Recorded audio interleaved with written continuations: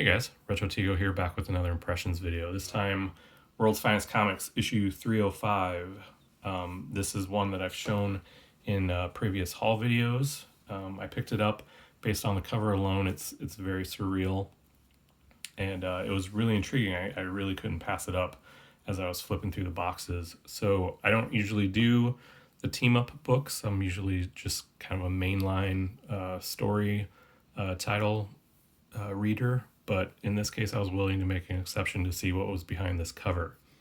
So this cover was by Ed Hannigan and Klaus Janson, and really this impressions video is mostly about the artwork.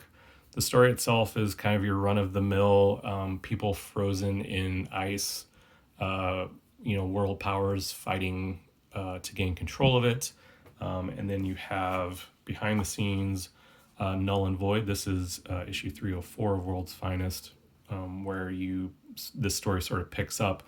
Null and Void are basically using their powers to try to get control of this person frozen in ice so that they can basically get the treasure. If you're not familiar with Null and Void, Null is able to put down basically a dampener around you, so you can't really see anything, you can't really hear anything. And then Void has the ability to move things within, in and out of a little pocket dimension. So at the end of this previous issue 304, there's a little bit of fighting that ensues, and then Superman gets sucked into Void's little pocket dimension.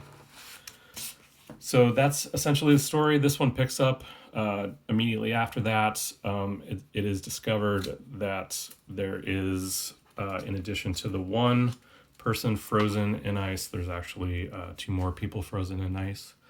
And throughout the story, it continues. Batman is trying to deal with Null and Void, and then Superman is caught in Void's pocket dimension.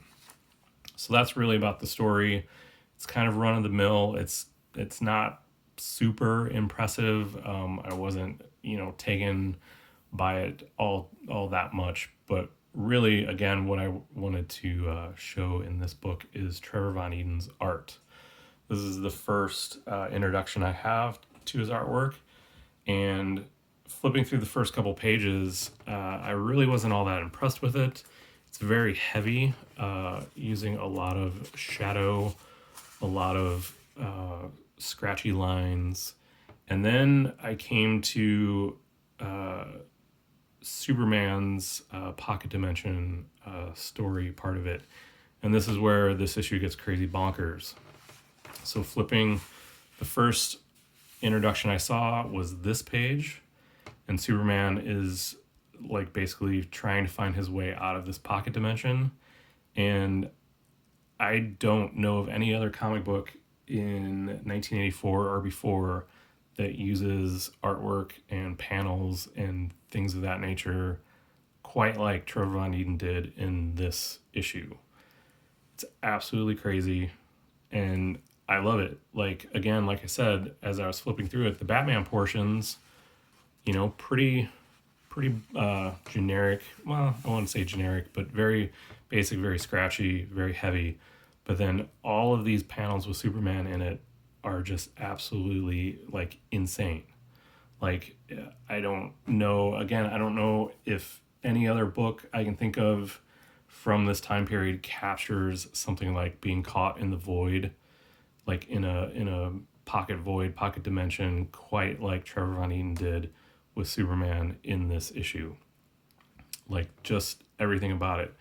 Now, whether you consider this to be good art or bad art, it's purely subjective.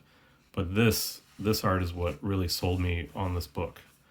So here, flipping back to Batman trying to take care of his end of this stuff, you can sort of see like it's, not super impressive artwork in terms of storytelling and things like that, but flipping back to Superman's panels, there again, like, just the organization and the design of how he laid everything out is I don't know, just mind-boggling to me.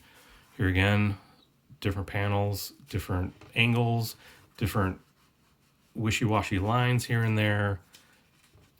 Just makes up like the way the text flows within all the individual panels. Just amazing. So again, the story itself, not super impressive. Null and Void try to outsmart Batman both in their human form as well as their supervillain form, and eventually they wind up separating, and their powers are combined when they touch. They both have sort of tattoos on their hands. They can only really form their supervillain form by clasping hands. So when that is effectively broken, when they come out of their supervillain form and they can't clasp hands anymore, then they're sort of reverted back to human form, and that's kind of where this story ends. But continuing on with Trevor Von Eaton's artwork, it's I don't know. I know I've said it's amazing and mind-boggling, and I'll continue to say that throughout the issue. And then, yeah, just absolutely unlike anything I've seen in comic books from this era to this date. And so really that's kind of about how this issue shapes up. Kind of ends on a cliffhanger. A couple more people are introduced. They finally get unthawed, shall we say, from their prison domains, and clearly ends on a cliffhanger, and need to go in and read more. So anyway, guys, that's kind of what I wanted to show. I was really excited once I started digging into this and I actually read it and saw that this was how Trevor Von Eaton interpreted like a pocket dimension where Superman was trapped, where anything goes. Again, the panels themselves are just like gorgeous, surreal, and just absolutely crazy. I mean, I don't know how many times I've seen like a speech or a thought bubble or a explanation like bubble in that form before. So yeah, overall, this is a great issue. Again, the story itself, not super great, kind of a run-of-the-mill sort of heist kind of story, but the artwork alone is great. And I think this was a one-off for Trevor Von Eaton. He definitely did not do this previous issue, and I don't think he's on the next issue after that. So I really did kind of luck out. Really was a lucky coincidence that I had picked this up based on this cover alone, and then found this kind of artwork on the inside. So anyway, guys, that's about it for my impressions of World's Finest Comics issue 305. Just wanted to give you guys a look inside, expose you to Trevor Von Eaton's artwork. I don't know how prolific he is. I've read some articles saying that he really hadn't done a whole lot over the last 20 years or so. I could be wrong, but it's definitely a name I'm looking out for in some of my other haul videos. You've seen I've picked up his Thriller series and I've started reading that, and that's equally kind of as crazy as this issue here. So hopefully I'll get around to doing one of those issues soon, so you can see sort of his evolution of style and things like that. So anyway, guys, thanks for sticking with me. I know this wasn't necessarily the same format I've been doing because I really wanted to focus more on the artwork rather than the story and a little bit about the artwork. But yeah, this issue is fantastic from an art perspective. So, all right, guys, thanks for coming by. Thanks for sticking around. Thanks for watching my videos. As always, thank you for subscribing and commenting, liking, and all that kind of stuff. And I hope you guys stay safe, and we'll talk to you in the next one. Thanks.